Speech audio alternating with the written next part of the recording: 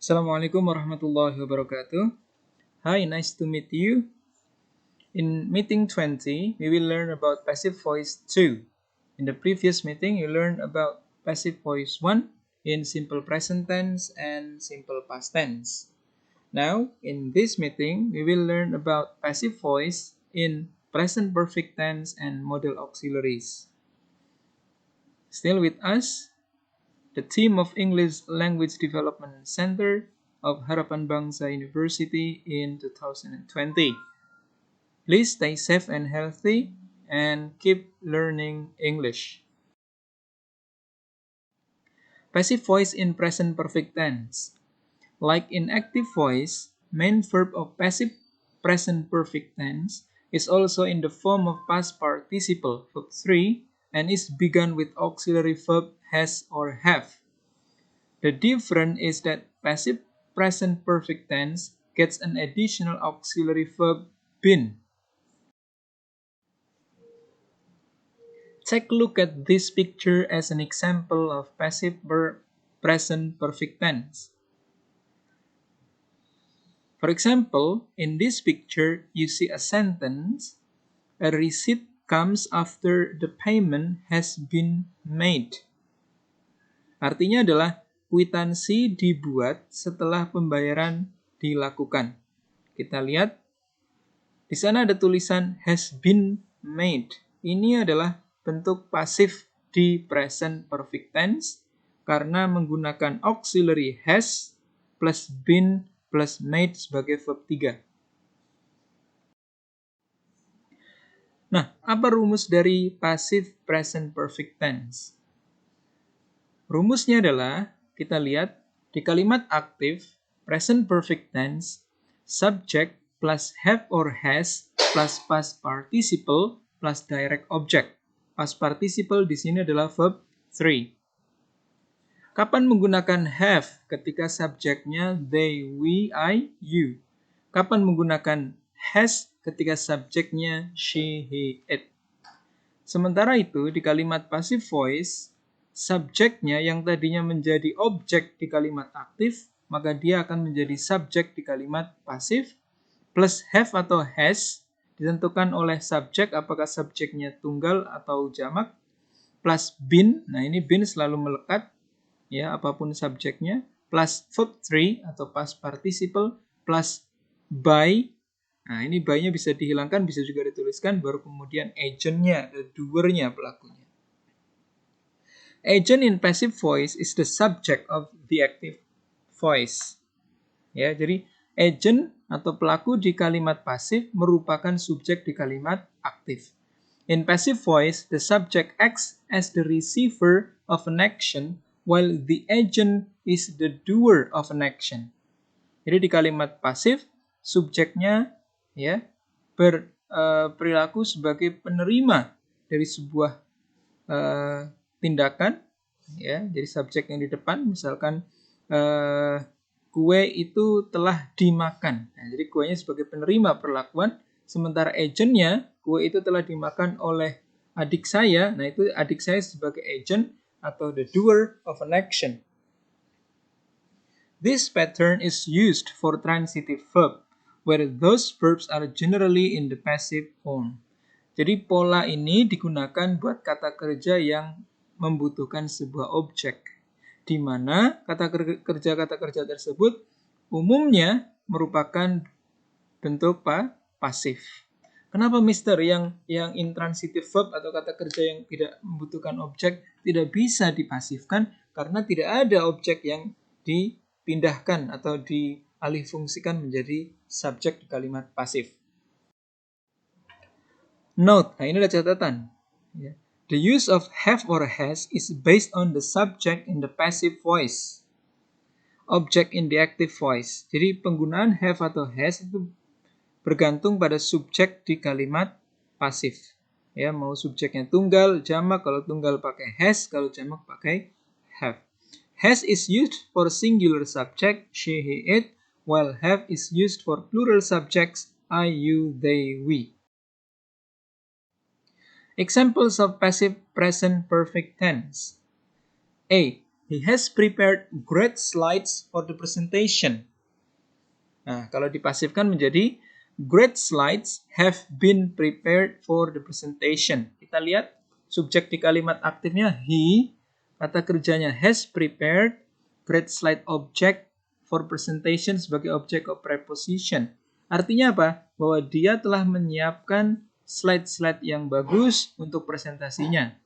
Nah, dibalik great slide yang tadinya objek menjadi subjek. Bahwa great slides have been prepared for presentation. Ya, jadi slide-slide yang bagus itu telah disiapkan untuk presentasinya. By him. Yang tadinya him jadi him. Nah, kenapa Mr. menggunakan have? Karena subjeknya adalah jamak. Di sana terlihat ada kata slides. Nah, berarti lebih dari satu. We have verified your application. Maka pasifnya adalah your application has been verified. Someone has used my credit card to buy airline tickets. Pasifnya, my credit card has been used to buy airline tickets. I have sent the document already. The document has been sent already. My father has just given some money to me. Some money has just been given to me. Modal verbs in passive voice. Passive voices for present and future modals. Might, may, can, must, should, ought to. Nah, perlu diingat, ought to di sini artinya sama dengan should, artinya seharusnya. Auxiliary verb used in passive voice adalah be. Jadi semua model auxiliary harus diikuti oleh be plus verb 3. For example, model yang digunakan adalah can, maka di kalimat pasif ditambahin be, can be. He can drive a car, dia bisa menyetir sebuah mobil, maka kalau dibalik, a car can be driven by him. Ya, jadi sebuah mobil bisa disupiri olehnya. Kalau kalimat negatifnya bagaimana? Tinggal ditambahkan not. He cannot drive a car, maka kalimat pasifnya a car cannot be driven by him. Can he drive a car? Nah, berarti pasifnya can a car be driven by him? Ya, jadi kalian bisa mengubah kalimat aktif ke pasif dalam 3 jenis kalimat. Kalimat afirmatif atau positif, kalimat negatif maupun kalimat interrogatif atau kalimat tanya.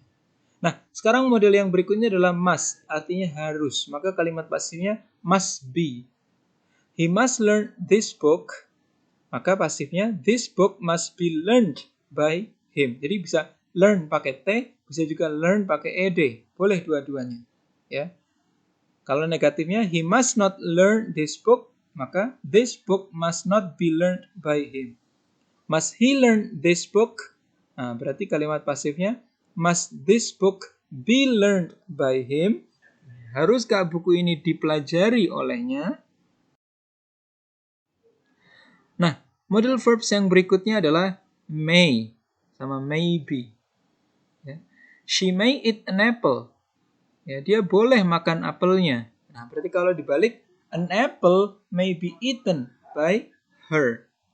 She may not eat an apple. Maka, an apple may not be eaten by her. May she eat an apple? Nah, maybe-nya, pasifnya, may an apple be eaten by her? Kita lihat polanya, model dulu, subjek, be plus verb 3. Begitu juga might. Ya, might be. Ya. Model verbs in passive berikutnya adalah should sama should be. I should buy this clock. Maka this clock should be bought by me. Ought to, you ought to help her. Nah, berarti pasifnya she ought to be helped by you. Nah, yang tadinya her sebagai objek di kalimat pasif menjadi subjek, maka diubah menjadi she. Ya. Berikutnya adalah could sama could be. For example, he could climb Mount Everest. Dia bisa mendaki gunung Everest. Kalau dibalik, Mount Everest could be climbed by him. Will. She will sign the contract tomorrow. Maka will, pasifnya, contract will be signed by her tomorrow. Forming passive with models. Nah, bagaimana rumusnya? Seperti ini. Kalau kalimat aktif atau afirmatif, objek dulu, ya, yang tadinya objek di kalimat aktif menjadi objek atau subjek di kalimat pasif, plus may, might, must, can, could, ought to, should, will, plus be plus verb 3. Kalau negatif tinggal ditambahin not. Not-nya berada di sebelum be, ya. Jadi ini harusnya ada will plus not plus be. Nah, ya. Terus question form, may, must, might, can, could, should, will, ya, plus object plus be plus verb 3. Practice. Change into passive voice. Ubahlah menjadi kalimat pasif. The students must complete the test in 1 hour. Apa jawaban kalian? Very good. The test must be completed by the students in 1 hour. Number 2. You should study the lesson repeatedly. The lesson should be studied repeatedly by you. Itu bukan studies, tapi studied. Ya, verb 3. Benjamin must win the competition. The competition must be won by Benjamin. The doctor can't persuade her.